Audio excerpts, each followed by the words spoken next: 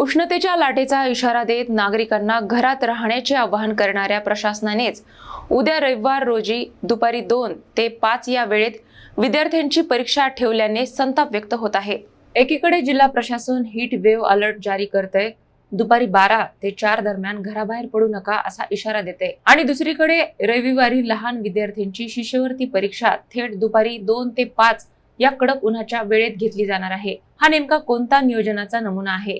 नागरिकांसाठी एक नियम आणि विद्यार्थ्यांसाठी दुसरा, असा संतप्त सवाल आता पालकांकडून उपस्थित केला जात आहे। नागपूर प्रादेशिक हवामान विभागाने पुढील 2 दिवस उष्णतेच्या लाटेचा इशारा दिला आहे। अकोला जिल्ह्यात तापमानाचा पारा हा 45 अंश पार करत असताना लहान मुलांना परीक्षा केंद्रावर जाण्यास भाग पाडले जात आहे। विद्यार्थ्यांच्या आरोग्याची जबाबदारी कोण घेणार?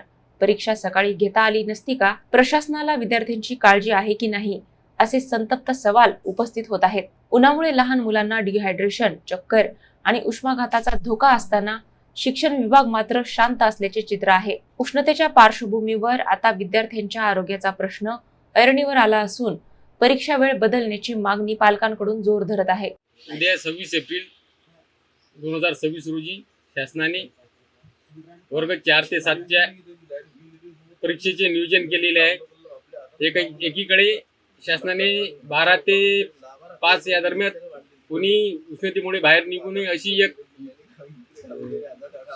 नागरिकांना सूचना दिली आणि दुसरीकडे जो परीक्षेचा टाइम आहे तो 12 ते 5 घेतलेला आहे। त्यामुळे लहान लहान छोट्या विद्यार्थ्यांचे वर काय परिणाम होईल हा शासनाने निष्काळजीपणा केलेला आहे। तरी शासनाने याची दखल घेऊन जे वेळापत्रक केलेले आहे त्या वेळापत्रकात बदल करून लहान लहान छोट्या मुलांची जे परीक्षेचा वेळ आहे तो बदलून सकाळी घ्यावा आणि जे शासनाचे अधिकारी आहेत ते एसी मध्ये बसून सकाळी कोणताही